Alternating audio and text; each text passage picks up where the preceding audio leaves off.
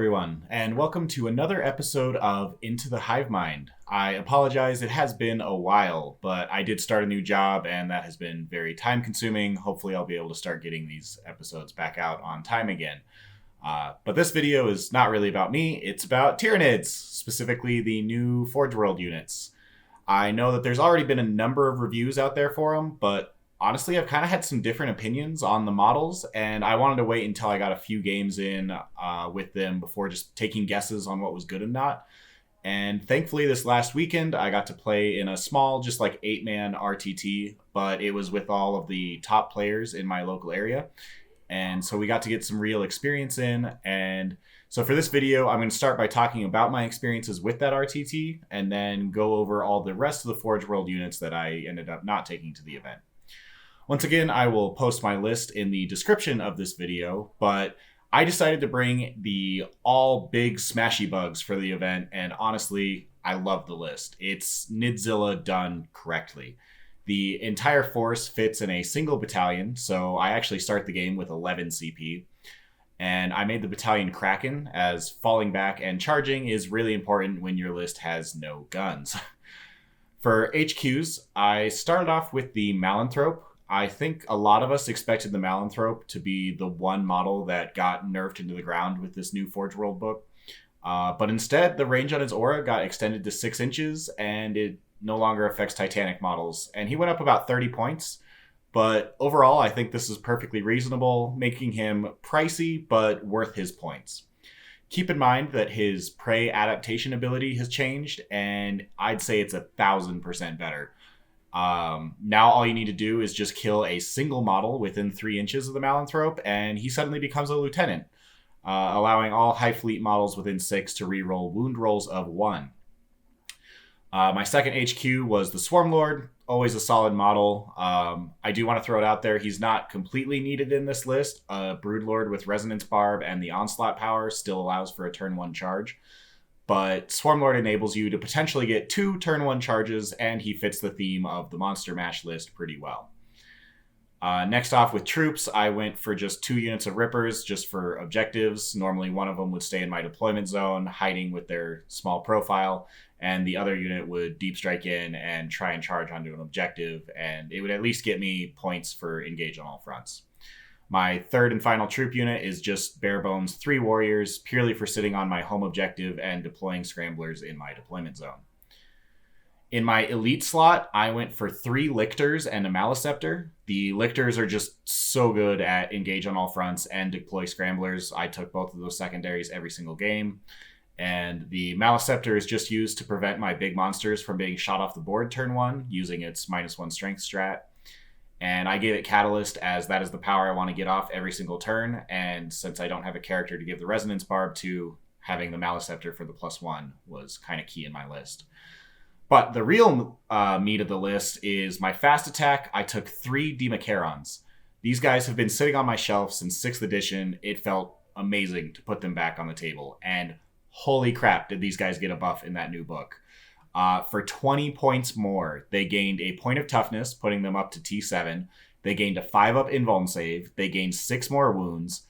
They lost a point in weapon skill, but instead reroll all hits, which turns out to be a net buff. And their digestive maw ability is vastly improved. Now you get to do mortal wounds after fighting, before piling in. And this is incredible against armies like Harlequins, Eldar, Guard, as it's a strength check, but even Space Marines at their strength 4 are taking d6 wounds 50% of the time. All you have to do is kill a single model with the ability, and you have a permanent 5-up feel no pain for the rest of the game. It's even better because if you spend the CP to fight twice, your opponent has to pass 2 strength checks. The biggest downside of the new ability is that it happens after you fight, but before you consolidate. So if you kill the models you're touching, then you don't get to use the ability. But with the insane mobility of Kraken and having Swarmlord's Hive Commander, I found I could usually tag 2 units, fight and kill one of them, and then use the strength check against the other. You can even use it against units you did not charge, as it's not an attack. And honestly, with that, I might even consider using Overrun and then fighting twice just to pile into a character and have a shot at nuking it with the Digestive Maw. And did I mention the Democharon's attacks are Strength 8, AP 3 for D3 plus 3 damage? That's actually a scary close combat monster for Tyranids. However, moving on, I filled out my heavy support, taking 2 side Tyradules. These guys are almost just as scary as the Democharon in combat, having 6 attacks at Strength 10, AP 3 for 3 plus D3 damage. They only reroll 1s to hit, but they have an extra point of toughness for that durability. And being T8 really does make a huge difference. Their flamer also changed quite a bit. Now as an 18-inch 3d6 flamer that's strength 6, AP 2 for 1.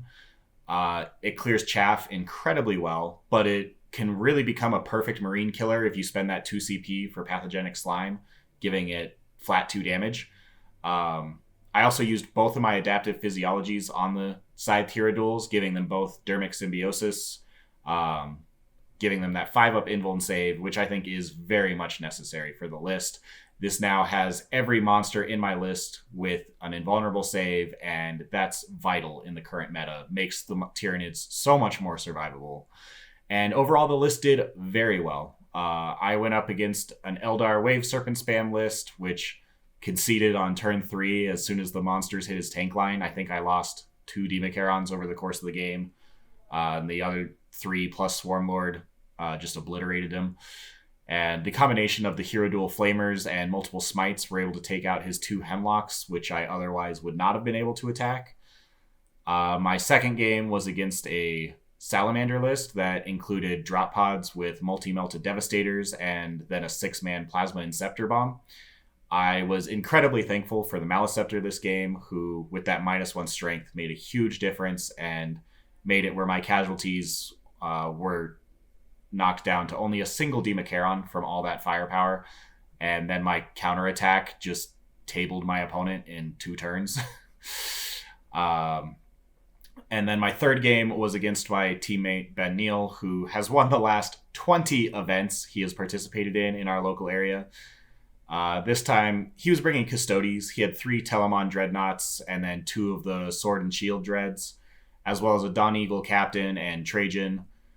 He also had a unit of those Forgeworld Jump Pack Custodes. They were apparently MVPs for him for this event, but my game against him was a laughingstock. We'd played a practice game previously with the same matchup, and it was a somewhat close game. He did win 74-58.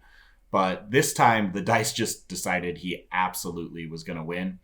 I won first turn and charged him with 2 Democharons, 1 into each of his Telemon Dreads, thinking that he could only use his stratagems to save one of them. Instead, he used that no reroll stratagem after I used reroll wounds, causing the Dema to only get 1 hit through for only 3 damage. And then the other Democharon went, and he used 2 more stratagems, making my Dema -1 strength and an additional -1 damage. Because Custodes Dreadnoughts gained the new -1 damage ability that Space Marine Dreadnoughts have, but they did not lose the stratagem, so they can now stack those and have Dreadnoughts with -2 damage. So anyways, I failed to do any damage at all to that Dreadnought, and one of the Democharons died to the swing back, and the other was punched down to 11 wounds. And then his turn 1 was even more devastating, killing the second Dema and a Scythe Hero Duel, and doing 6 warns to Swarmlord, and doing 7 wounds to my other Scythe Hero Duel. It's just really bad. On my turn, I charged a Scythe Hero Duel into a Dreadnought, Swarmlord and Maliceptor into the other Dreadnought, and the Dema jumped over his lines and charged at his jump pack infantry. He fought twice just to try and get those infantry off the home objective, but I did 0 damage. He ended up making all 6 of his 4+ invuln saves, and he passed both strength checks. And I didn't kill any of the Dreadnoughts either. Instead, I basically just died everywhere. By the end of the game, I had only killed a single Dread and 6 infantry models before being tabled. Now, having said that, I still think this Tyranid list is really good. It just can't kill invulnerable Telemons, and Ben ended up winning that event after winning every single game with more than 90 points.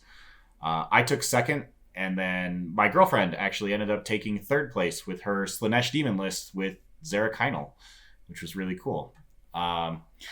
However, what you guys are probably here to really hear about is the rest of the Forgeworld units. So I already talked about the Malanthrope.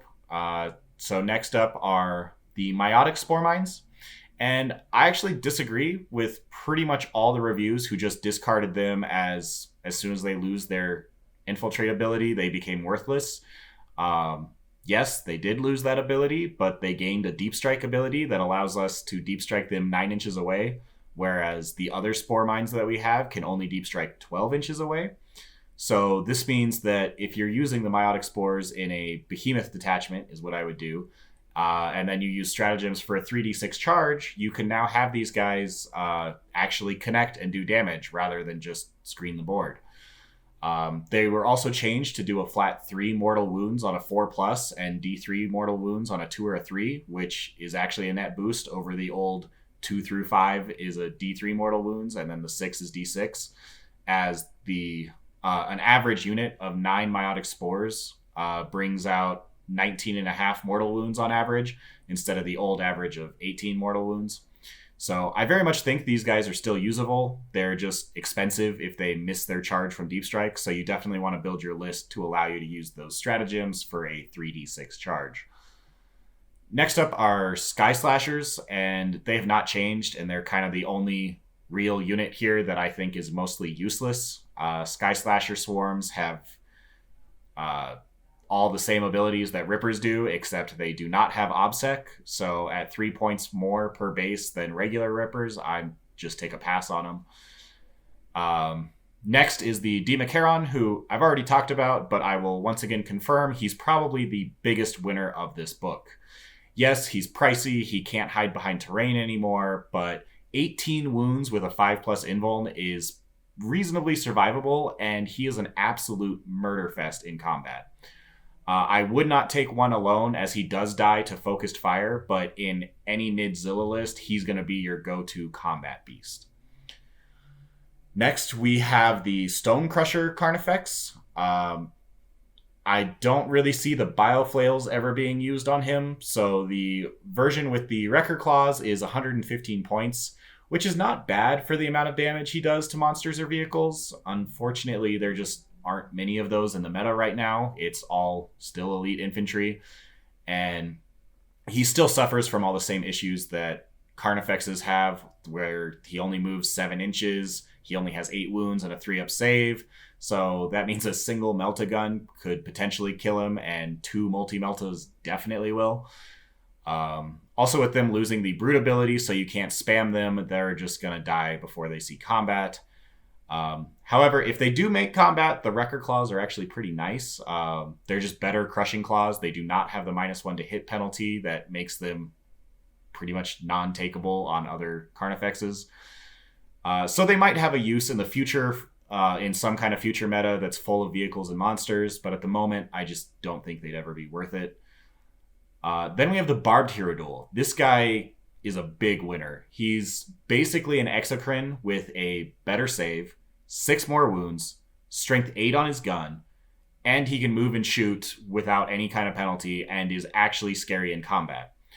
For 100 more points than an exocrine, though, it's kind of a tough call between either 2 Barbed Herodins or 3 exocrine. I'd say if you have a Chronos detachment, I'd say go for the exocrine, as it benefits more from the Symbiostorm. Otherwise, I think the Barbed Herodin fits better in basically every other detachment as your new go-to gun beast. I actually think Jormungandr is the best Hive fleet for a Barbed Herodin, as that'll give him essentially a 1+ save, and then that way you don't even need to give him an invulnerable save. So you just use him as you'd use a knight.